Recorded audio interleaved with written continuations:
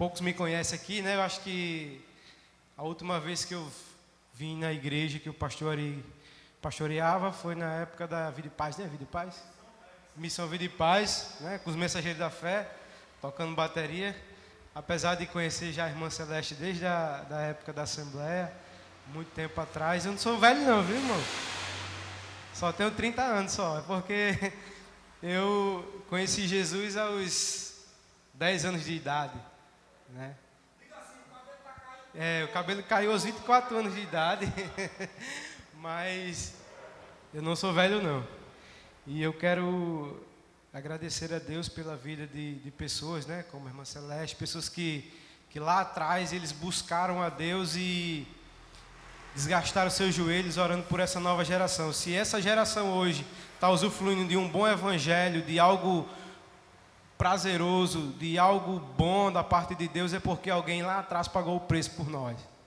E a gente temos que ser gratos. E às vezes eu fico triste quando eu vejo alguns jovens buscando, como o pastor Ari falou, movimentos, e em vez de buscar alicerce, raiz, com quem pode nos oferecer, né? Às vezes o movimento ele pode até trazer um avivamento temporário, ele pode até trazer aquela alegria momentânea, aquele prazer, aquele momento de falar em mistérios, de estar falando em línguas. É bom, não é ruim não, viu, irmão?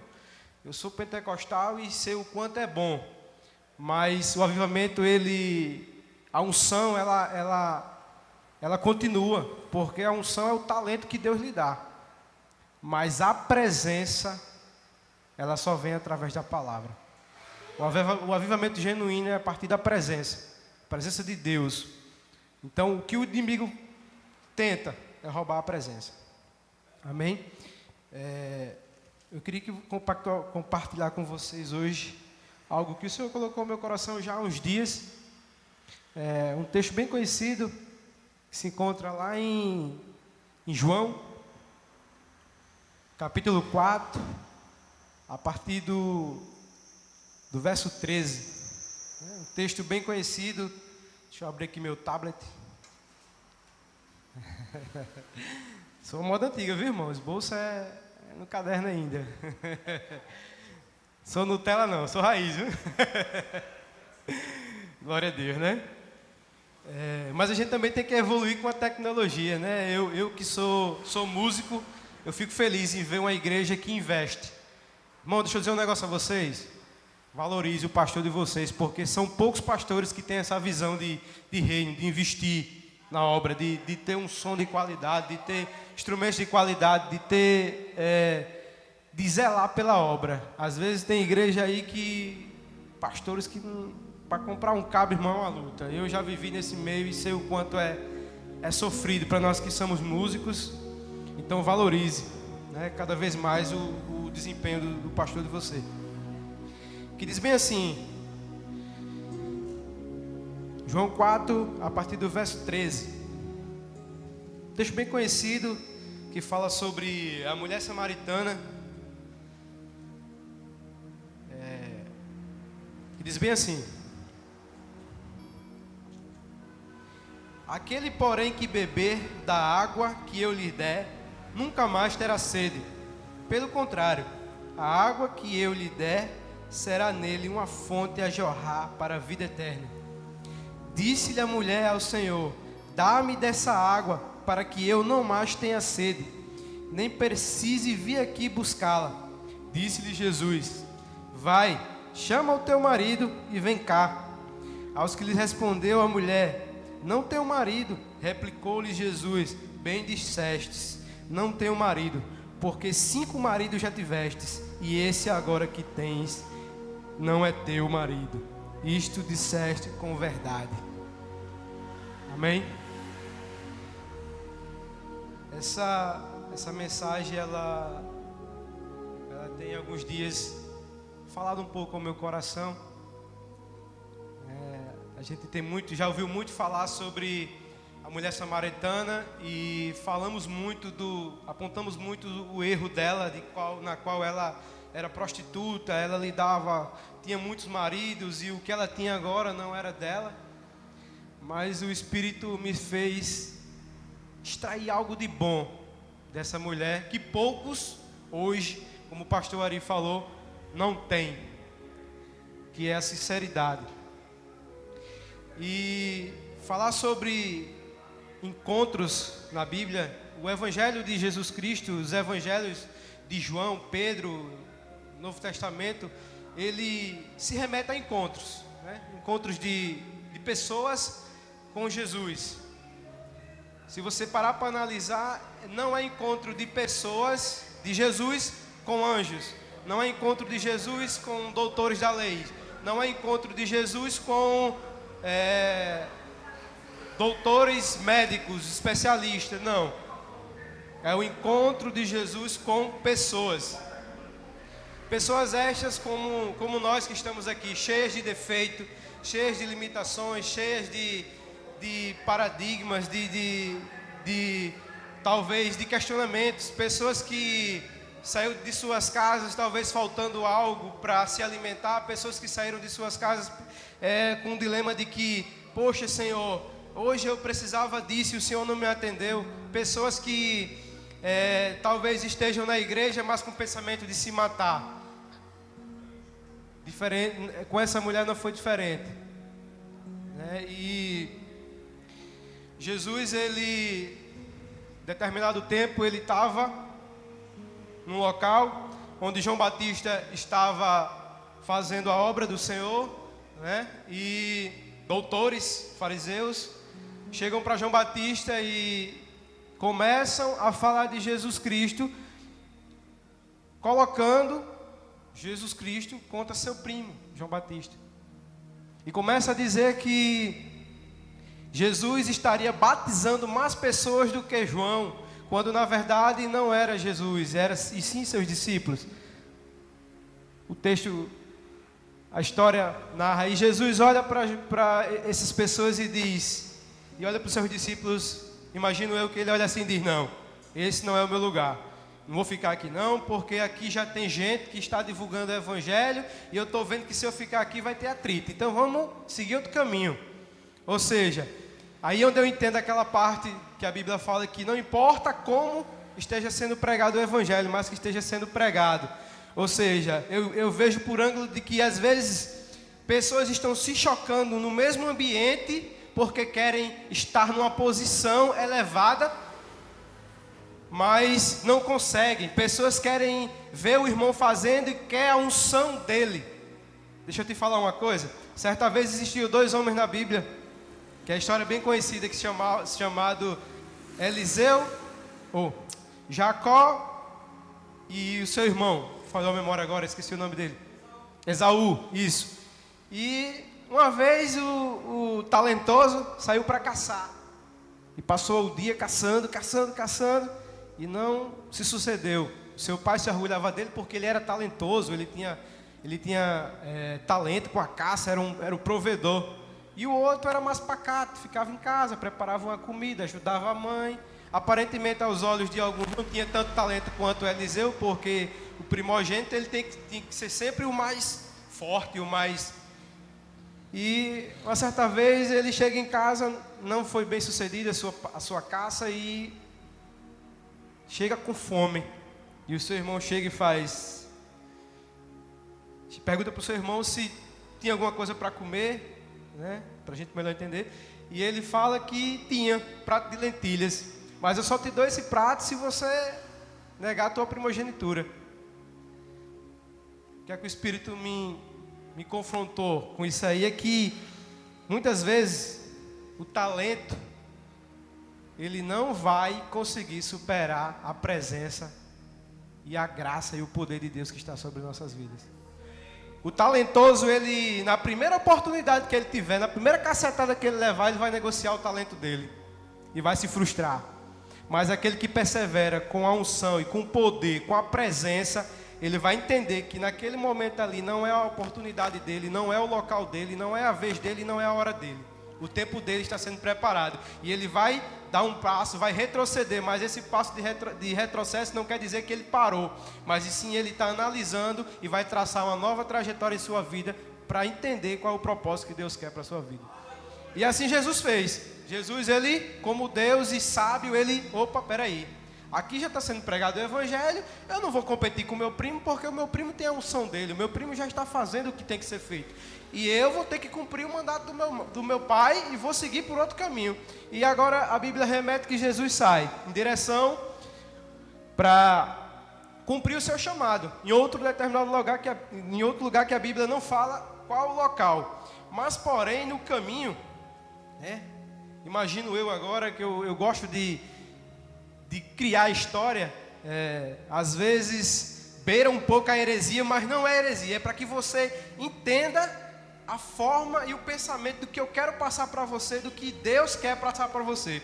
Eu imagino agora Jesus caminhando, saiu da Galileia e vai caminhando, e seus discípulos também, um pouco à frente, e eu fico imaginando agora Pedro, João, um catucando o outro, batendo assim: rapaz, tu viu? Rapaz, eu vi o quê? Rapaz, tu viu daquele lugar lá onde eu estava? Jesus, ele orou e o cego saiu enxergando. Aí Pedro olha para o outro e diz: rapaz, da onde eu estava eu não vi não, mas da onde eu estava eu vi quando o mudo saiu gritando: glória a Deus, aleluia, hosanas, glória ao Senhor. E o outro: rapaz, da onde eu estava eu vi quando o paralítico levantou. E assim eles iam na frente, caminhando, e Jesus um pouco atrás, meditando.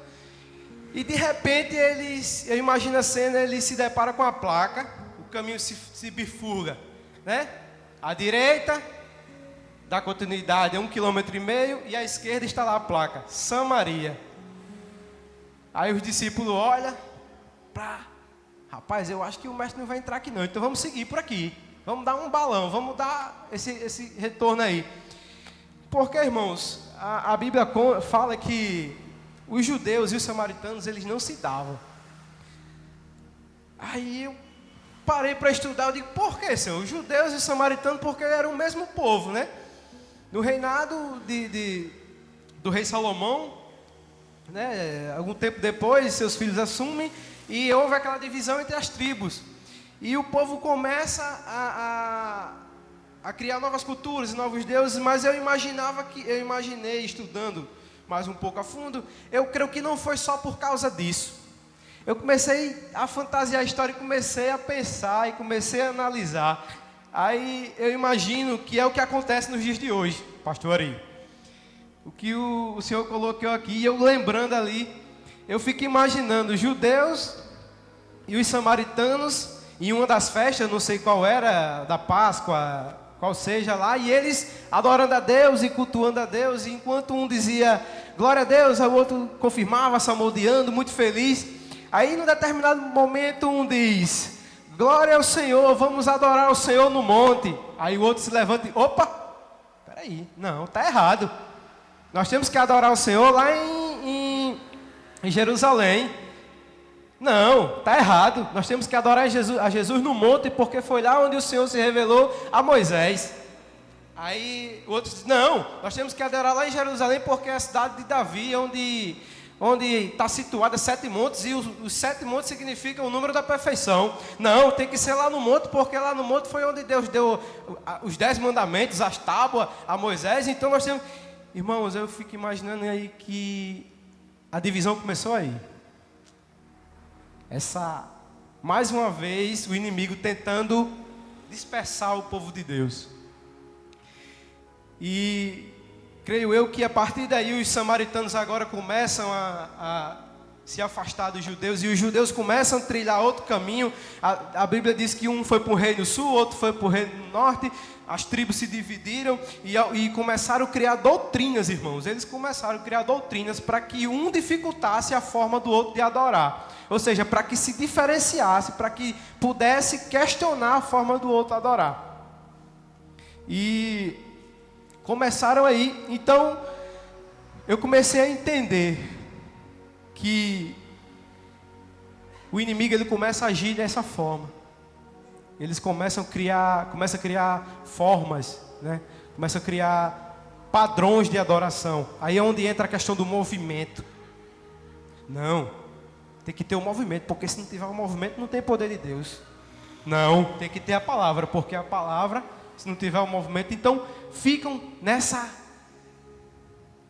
Aí Jesus, ele é especialista em quebrar todos esses protocolos. Então eu fico imaginando. Então lá vem agora Jesus caminhando. E ele chega na bifurcação. E os discípulos passam direto. Porque na mente dos discípulos eles jamais imaginariam que Jesus ia entrar para Samaria. Porque Jesus é um judeu. E Jesus, ele como sacerdote, como doutor, ele andava a caráter. A religião judaica, ele andava com a sua estala sacerdotal, todo bem vestido. Então se ele apontasse lá, pô, olha, lá vem. Então poderia ter um atrito, um conflito, algo bem pior. Então os apóstolos começam a caminhar e Jesus vem logo atrás. Aí eu fico imaginando os apóstolos agora passando e olhando. Ei, estás vendo, Pedro? Isso é o que estou imaginando, viu, irmão? A Bíblia não diz não, é só para você entender. Então ele começa a catucar e diz assim: estás vendo aí, ó, essa cidade aí, o pessoal adora a Maomé. Essa cidade aí é onde o povo são idólatras, adoradores de monte. Ó, esse povo aí, as mulheres andam diferenciadas, com cinto, com não sei o quê. E eles começam a conjecturar e começam a escarnecer da cidade. Mas como assim? Eles não são apóstolos, eles não são seguidores de Jesus? Mas naquela época, irmão, por mais talento, por mais noção que você tivesse, a religiosidade, ela reinava muito. Então só que eles se enganaram que o mestre pensa totalmente diferente de nós. E eu mentalizando, eles agora resolvem pedir a opinião de quem? De Jesus, está vindo lá atrás. Então eles olham: Senhor, o que é que o Senhor... Quando olha, cadê Jesus? Aí pronto. Jesus tinha, ó, descido em direção a Samaria, precisamente Sicar. E eles agora olham: ixi, agora cadê o mestre? O que é que nós vamos fazer?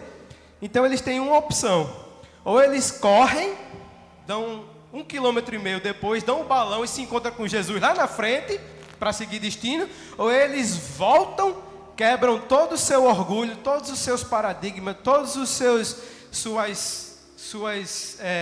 como é que eu posso dizer? Seus achismos, seus conceitos, quebram tudo, botam tudo isso por terra e decidem seguir Jesus. Decidem seguir Jesus. Então eles ficam ali, então eles correm. E eles conseguem chegar até Jesus. E o que é que eu aprendo com isso? Que muitas vezes, irmãos, para a gente seguir o Mestre, seguir Jesus, a gente tem que se esvaziar de nós mesmos. Acabar com o que nós achamos. Porque seguir Jesus muitas das vezes implica em levar nome de santarrão. Às vezes implica em levar nome de crente chato. Às vezes implica levar tantos e tantos outros nomes que vocês, eu acho que já ouviram alguém falar de vocês. Ah, esse cara agora só quer ser o cara agora. Ah, ele porque pregou na tarde de refrigério agora, ele agora está se achando. Né? A gente tem muito disso. E seguir a Jesus é receber tudo isso com amor. É receber todas essas pauladas, essas pedradas e transformar para o nosso crescimento. Porque todo elogio é para Ele, mas as pedradas tem que ser para nós mesmos. Então eu fico imaginando agora Jesus começa a caminhar e eles correm e encontram-se com Jesus. Aí, para a alegria deles agora, eles olham para frente e encontram mais uma ramificação e existia uma placa lá: Poço de Jacó. E eles agora começam a torcer: ainda bem, lá está, o Poço de Jacó. Eu acho que Jesus não vai entrar para Sicar não, ele não vai para Samaria não, ele não é doido. Aí quando eles veem Jesus indo para o Poço de Jacó, eu acho que eles dão aquele: ainda bem, graças a Deus que eles vão até o poço, ele vai para o Poço de Jacó. Não sabe eles que o que Jesus queria tratar, a gente interpreta que era com a mulher samaritana. Mas nesse trajeto dessa história que eu estou contando a vocês aqui, para que a gente fique bem entendido do que eu quero passar, é que o treinamento, que a experiência não é com a mulher samaritana. A mulher samaritana é só um coadjuvante. Jesus quer tratar com seus apóstolos. com os seus discípulos, aqueles que estão ali no dia a dia com ele, andando com ele, vendo o que ele faz, aprendendo com ele como fazer. Então Jesus agora para no poço e seus discípulos param, né? E eu parei para pensar no texto, né? Se Jesus ele pediu água a essa mulher é porque ele sentiu sede. E eu creio que ele não chegou logo pedindo água a essa mulher, porque a história fala que eles chegam ao poço e vem vindo uma mulher samaritana. E antes disso, Jesus tem mandado eles ir o quê? Comprar pão, alimento, vinho, comprar mantimentos. Então eu acho que quando Jesus, eu imagino comigo que Jesus chega no poço, se senta, aí olha para o poço, junto com seus discípulos, já começa a ter a primeira experiência. Seus discípulos rodeiam aquele poço e começam a encher os olhos de lágrimas. Ah, mas como assim?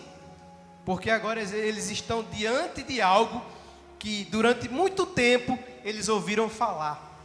Eles cresceram escutando a história de Jacó, que no percurso do trajeto onde Jacó ia se encontrar com seu irmão Esaú para pedir perdão, e ele naquele local ali, a Bíblia fala que não tinha nada, não tinha água em canto nenhum, e Jesus agora, e Jacó agora pede ao Senhor que lhes dê água, que lhe sacia sua sede. Então Jacó crava seus joelhos ali, e dali nasce um poço, uma nascente de água viva do solo. Então essa história já estaria na mente deles, e eles ansiavam por conhecer algo dessa parte, eles cresceram escutando essa história. E eles agora começam a ver aquilo que muitos só ouvem falar. Pegou aí no Espírito? Andar com Cristo faz você ver aquilo que muitos só ouvem falar. Você começa a enxergar aquilo que muitos só vão ouvir falar, porque vão estar com Cristo, mas não vão participar das mesmas experiências que pessoas irão participar. Pessoas estarão aqui, pastor, com o Senhor, mas elas irão compactuar de coisas que o Senhor mostrará para eles. Mas também existirá pessoas aqui na igreja que elas não vão usufruir daquilo que o pastor tem para oferecer. Um exemplo disso esta tarde hoje. Vocês que estão aqui vão ver coisas que os outros que não vieram hoje aqui só vão ouvir falar. Jesus ele é muito sábio. Ele quer tratar com cada um de nós. Mas para isso nós precisamos estar focado, alinhado com aquilo que o Espírito quer para nós. A gente tem que estar buscando a presença. Eu costumo até dizer, e alguns apóstolos têm ido lá na nossa igreja, pessoas usadas por Deus, e um deles é o Judá Bertelli. Às vezes ele é até meio louco, né? Mas ser cristão é ser louco. Não tem como você ser cristão é ser louco. A gente vê o que pessoas não vê, a gente sente o que pessoas não sentem.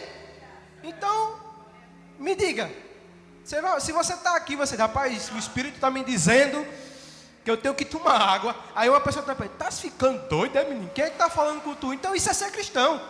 Então uma das coisas que eu aprendi com ele, que a gente tem que desenvolver, e isso facilita no nosso estilo de vida como cristão, é desenvolver uma consciência espiritual, um ouvido espiritual, uma visão espiritual e uma fala espiritual. Nós temos que desenvolver. Ah, mas isso cai do céu? Não, irmão, é prática. É uma questão de prática. Como é que você vai ficar sensível à voz do Espírito Santo? Orando e buscando. Como é que eu vou enxergar coisas espirituais? Buscando sabedoria e discernimento dos dons do Espírito. Como é que eu vou começar a escutar Deus falar comigo? Através de coisas, através de pessoas. Intimidade, presença. Quanto mais eu busco, mais eu tenho. Então, isso é uma questão de prática. Quanto mais nós praticarmos, mais nós teremos aquilo. Quanto mais eu praticar meu instrumento, mais conhecimento eu vou ter. Quanto mais o pastor praticar, mais conhecimento eu vou ter. Isso se dá para tudo, a palavra. Quanto mais eu mergulhar, quanto mais eu aprender, mais eu vou ter para jogar lá para fora. No evangelismo eu vou estar de boa. O cara chega, rapaz, isso assim, assim, eu digo, isso aí, meu filho, é assim, assim, assim. Jesus trata assim, assim. O cara, rapaz, é mesmo? É. Você está fazendo isso para se amostrar? Não. É para que pessoas sintam firmeza no que você vai passar. O pastor foi bem verdadeiro aqui quando ele disse, muitas pessoas, elas querem estar no movimento, querem fazer, mas não querem pagar o preço para poder estar no movimento. Às vezes a gente vê pessoas preparadas, inteligentes, pregando, evangelizando, curando pessoas, orando e Deus fazendo, e a gente quer aquela mesma unção que está na vida do outro. Querido, para cada um Deus tem a sua unção, o seu talento, a sua forma. Como é que eu vou achar isso? Buscando, mergulhando na palavra. Então, voltando para a história, Jesus agora começa a ter essa experiência e ele dá aquele respiro de cansaço, diz, eu estou com sede, eu quero beber água.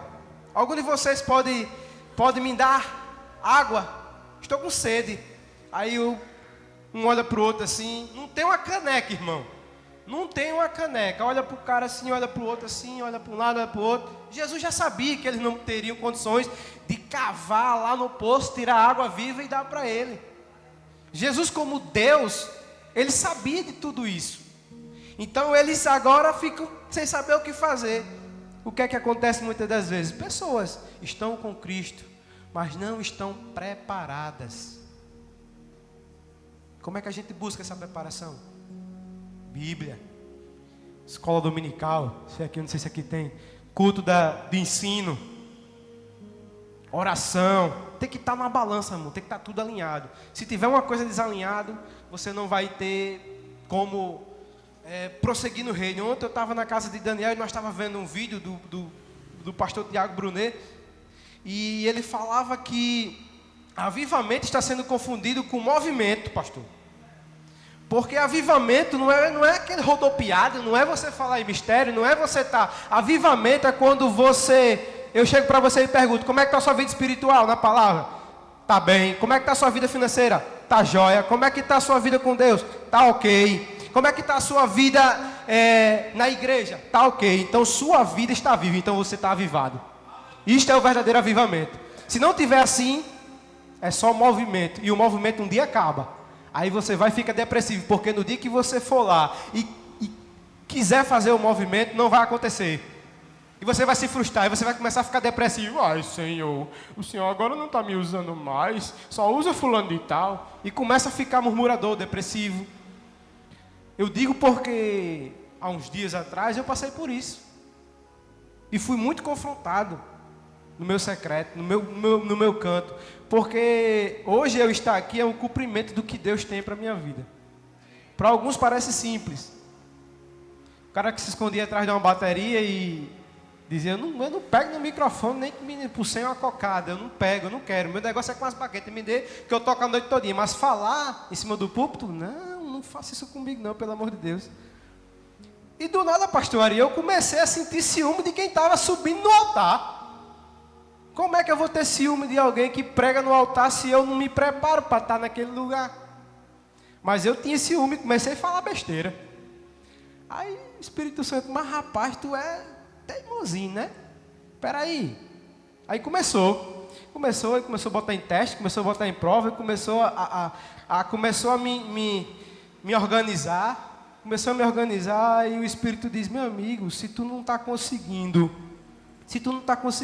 nem administrar um grupo de WhatsApp, tu não está conseguindo administrar nem o teu tempo com Deus, tu está priorizando muito as coisas da terra aqui. Como é que tu quer subir no altar para falar da palavra de Deus, querido? Aí eu disse, Jesus, realmente, eu estou totalmente errado. Então, eu tenho que buscar primeiro, eu tenho que fixar a raiz primeiro. Então, foi isso que eu fiz. Ou seja, eu estou andando com pessoas que têm o potencial, pessoas que podem me oferecer, mas não estavam usufruindo daquilo. Então, naquele momento, Jesus ele pede que os discípulos, então faça o seguinte, já que vocês não podem me dar de beber, vão lá na cidade, vão lá em Sicar, em Samaria, tragam pão, água, vinho, o que tiver, alimento, porque a gente vai continuar a viagem e vai ser um pouco pesado. E os discípulos agora saem. Mas eu fico imaginando, muitos pregadores, eu posso estar até equivocado, mas é um pensamento meu, não está na Bíblia. Alguns pregadores falam que Jesus mandou os 12, né? Os 12 foram. Mas quem foi que contou a história? Já parou para pensar, pastor? Quem foi que contou a história da mulher samaritana em detalhes? João.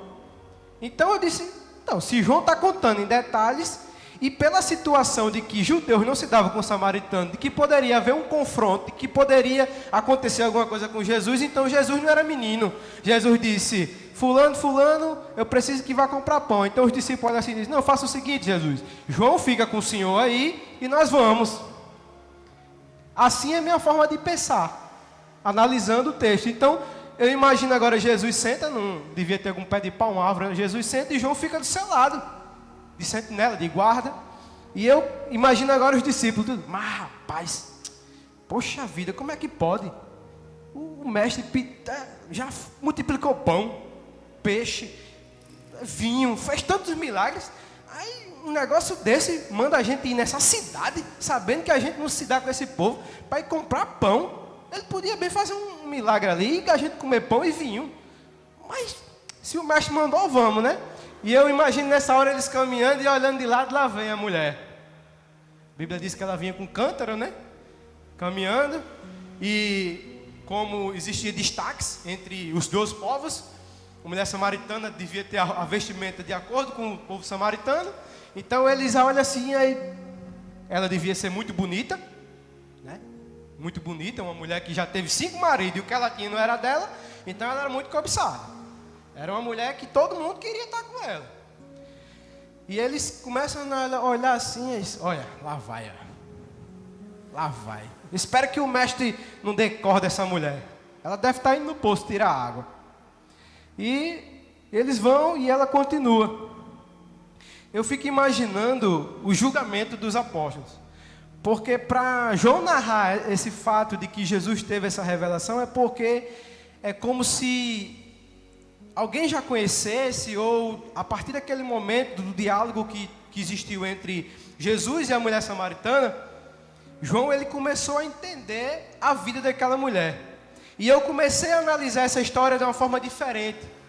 A mulher samaritana, talvez aquele dia ali fosse o último dia da vida dela, na qual ela dissesse, eu não quero mais viver essa vida, eu não quero mais estar nesse momento sendo usada, sendo abusada, sendo mulher de outro. Eu quero uma vida plena em Deus, eu quero adorar a Deus de verdade. Talvez ela viesse no seu pensamento em martírios, e se acusando, viesse irada, brava. Porque imagine comigo, ela já teve 5 maridos, 5. E o que ela tinha não era dela. Mas como assim? Se a mulher adúltera, tanto na doutrina dos judeus e dos samaritanos, ela tem que ser apedrejada, apaulada, pedrada, ela tem que ser morta. E como é que a Bíblia narra isso, que o que ela tinha naquele momento, ou seja, ela estava fazendo a prática, não era dela? Eu não sei, a Bíblia não fala, mas talvez é o que acontece muito nos dias de hoje, pastor. Talvez ela ficasse com um doutor, um fariseu da época, porque a gente sabe do poder que tem fariseus, do poder que tem pessoas de alto escalão, que nos bastidores traem suas esposas, traem seus filhos. E talvez essa mulher fosse amante de um deles, e a população sabia, mas não queria acusar com medo de sofrer a represária. Por ela ser uma mulher bonita, então todos os homens queriam. Então essa mulher estava cansada dessa vida, de ser apontada como a prostituta. Porque muitas das vezes, na época, as mulheres elas não eram prostituta ou adúltera, na maioria das vezes, porque elas queriam, irmão. Lembra de Davi? A sua filha? O seu irmão foi lá e possuiu a sua irmã. Davi ficou louco, porque ele sabia que a partir daquele momento as mulheres que são abusadas, elas iam viver no Baixo Meretriz lá. Então Davi ficou louco, porque ele sabia que a sua filha iria viver, ia ser uma mulher da vida. Foi porque ela quis? Não, ela foi estuprada. Então talvez essa mulher também tivesse sido da mesma forma estuprada também. Talvez não fosse o que ela queria, mas foi o que a vida proporcionou a ela. Ei, queridos, às vezes o que a vida nos proporciona, não necessariamente é obrigado a gente aceitar, a gente ficar com aquilo. Às vezes nós ficamos, ai meu Deus, por que não dá certo para mim? Porque as coisas não acontecem. Ai Jesus, eu queria tanto, querido. Queria não, você tem que querer. Porque a partir do momento que você fica se martirizando, se vitimizando, Deus nunca vai chegar com aquilo que Ele tem para a sua vida. Deus nunca vai realizar aquilo que Ele tem para a sua vida. Porque aquilo que você pode realizar, você pode buscar com a ajuda do Espírito Santo, com a ajuda de Deus, Deus ele não vai interferir não, queridos. Ele só vai lhe ajudar, Ele só vai dar um empurrãozinho. Às vezes a gente quer que Deus desça do céu e faça, porque eu quero que Ele faça, eu não consigo. E muitas das vezes a gente precisa só da iniciativa minha. Nossa, eu quero passar no concurso. Ai, mas eu vou orar e Deus vai me aprovar. Vai não, irmão. Se você não estudar português, matemática, física, química, você não vai passar não, meu filho. Não passa não, não tem esse não. Lógico, Deus pode fazer um milagre. Mas você acha que Deus é injusto com quem está estudando? Deus não é injusto com quem está estudando, Ele dá proporcional. Então, aquela mulher vinha se martirizando e eu acho que é quando ela se encontra com o mestre agora e fica aperreada. E agora, meu Deus? Eu estou vendo um judeu. E agora, o que é que eu faço? O homem está lá no poço. Meu Deus, nesse horário, eu já venho esse horário porque eu quero evitar os comentários. Então, a Bíblia fala que ela chega no poço, né? Ela chega no poço, se abaixa, tira a corda, bota no gargalo do cântaro e joga dentro do poço. Ela quer que aquilo ali acabe o quanto antes, porque ela sabe que aquele cara é um judeu. E a qualquer momento ele pode falar com ela, pois não é o que aconteceu?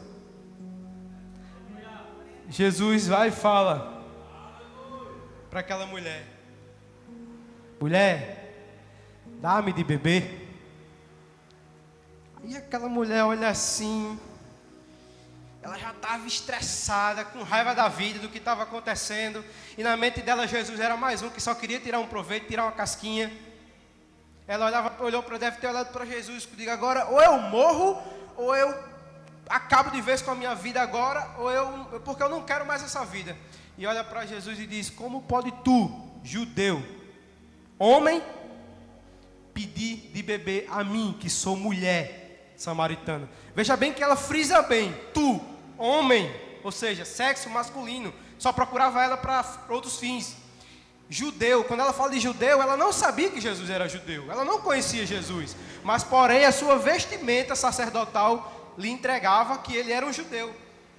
E ela é muito corajosa quando ela diz isso, porque existe uma entidade dos cabalas que eles têm, os judeus, que eles têm o dom da revelação e eles oram por isso. É uma etnia. Então, quem sabe se Jesus não era dessa entidade dos cabalas e que tinha o dom de revelação que ele tinha porque ele era Deus. Então, se ela dissesse aquilo, na mesma hora ele podia revelar o pecado dela e dizer. E João estava só assim, ó, só em ponto morto, esperando um pedaço de pau na mão, só esperando a hora de Jesus dizer, vai, mata, porque ela é uma adúltera. E quando João fizesse isso, que chegasse em qualquer cidade que ele chegasse, ele ia ser ovacionado. Pessoas iam bater palma para ele porque ele tinha matado uma mulher, além de samaritana, adúltera. Ele estava totalmente amparado pela lei. Ou seja, o risco dessa mulher que ela correu foi imenso. Mas às vezes, situações nas nossas vidas, nós temos que tomar essa decisão drástica. Ou permanecer no pecado, ou permanecer com a vida que nós levamos, ou ter um verdadeiro encontro com o Mestre, com Jesus Cristo. Então, ela chega e diz, como pode tu, judeu, samaritano, ou judeu, pedir de beber a mim, que sou mulher samaritana? E Jesus olha para ela, respira. Eu creio que João deve ter olhado assim, meu Deus, essa mulher tem coragem demais de falar isso com o mestre. Tempo de levar uma paulada na cabeça. E Jesus olha para ela e diz, ah, mulher, bem manso, né? Eu já fico imaginando o mestre falando, bem manso, mulher, como tu tem falta de entendimento, de discernimento, mulher. Se tu pelo menos sonhasse ou soubesse quem te pede de beber, tu me pedirias e eu te daria a fonte da água da vida. Fonte essa que nunca mais tu terá sede, nunca mais você virá aqui nesse poço para estar pegando essa água, mulher. Então agora Jesus, ele usou essa estratégia para criar um diálogo. Eu acho que essa mulher deve ter olhado assim. Realmente, que água é essa? Que água será essa? O primeiro sinal de que ela já começa a sentir a presença do Mestre, desse encontro, é que ela, na réplica dela, ela já diz: Senhor, como posso beber dessa água? Então, quando ela fala a primeira vez, quando Jesus fala com ela a primeira vez, ela réplica grosseiramente.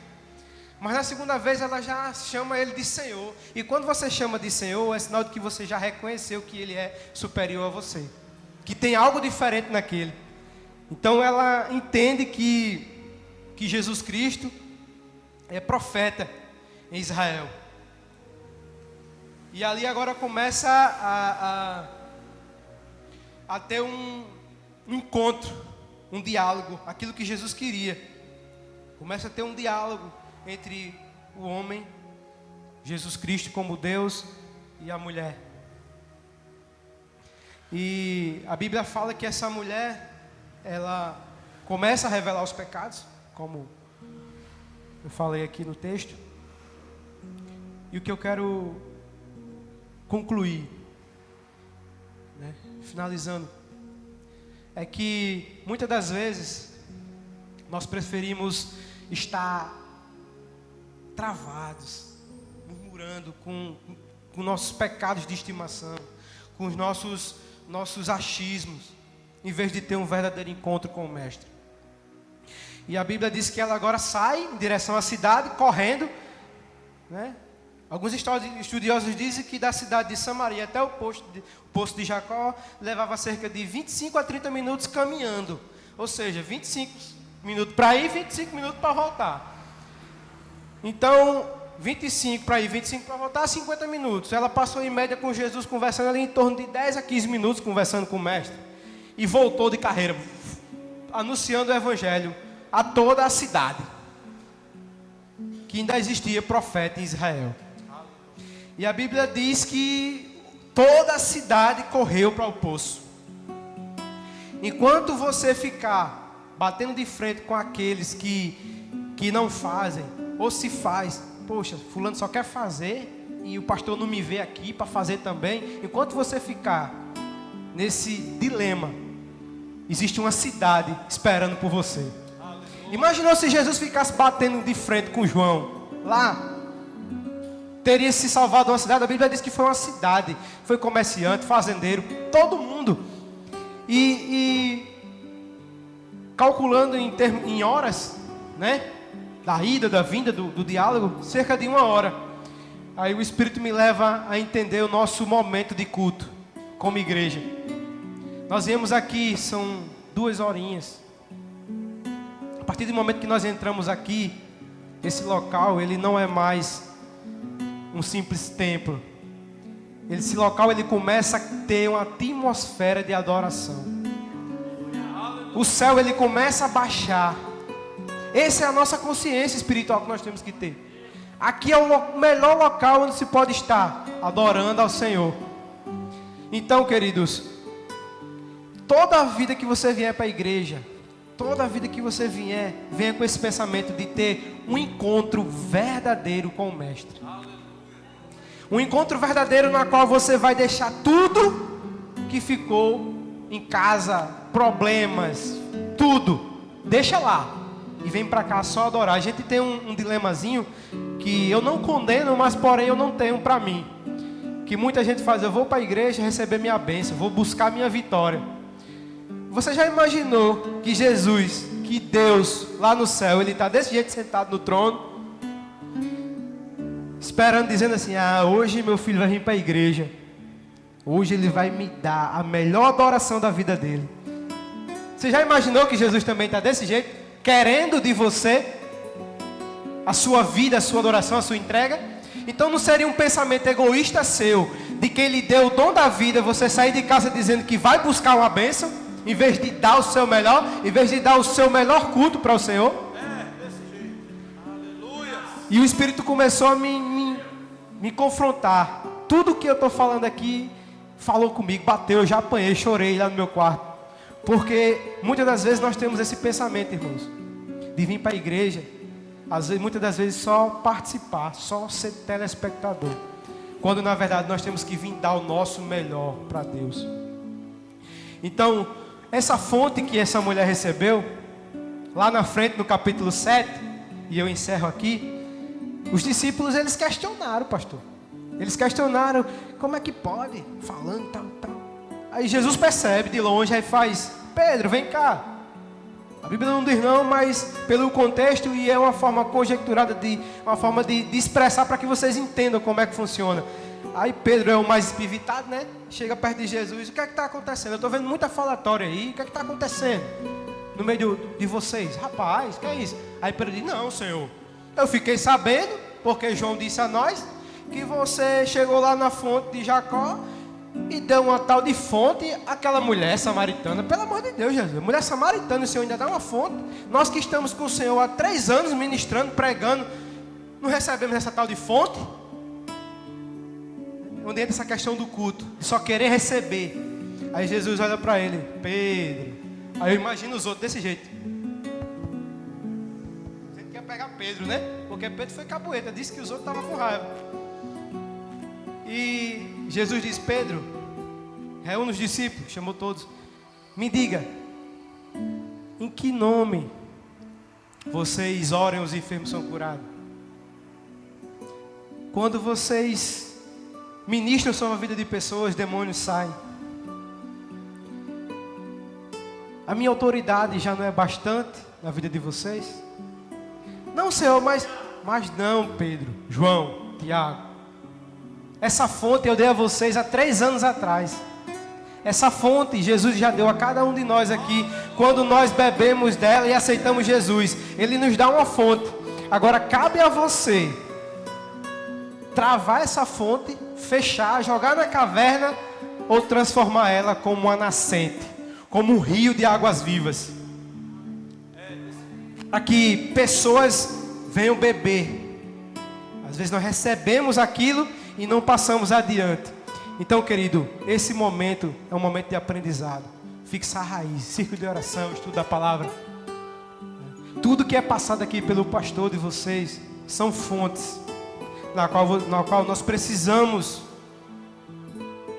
absorver. Mas a fonte, a nascente, ela só vira um rio quando nós começamos a expandir. Então, para que você pegue essa sua fonte e vire um rio expansoso, onde todos queiram beber, todos queiram estar conhecendo esse Jesus que vocês um dia receberam, só depende de vocês. Amém? Enquanto nós ficarmos enclausulados em nossos próprios achismos, em nossas próprias argumentos, nunca o Evangelho de Cristo ele vai ser propagado. Porque essa é a nossa real missão aqui na terra.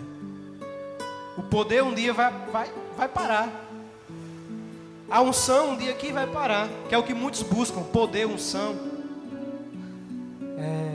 altar, holofote, palco. Eu disse a Deus um dia que se fosse para mim usar meu talento para o mundo ou para minha glória, que eu não passasse daquilo que eu sei. Eu não quero aprender mais. Mas que for para mim exaltar o nome de Cristo, que Ele me dê em dobro, em triplo, em quadruplo, 100 vezes mais. Então esse é o nosso pensamento, queridos. Então, nossa vida é formada de escolhas. Então nessa tarde, eu queria que vocês decidissem escolher a melhor parte.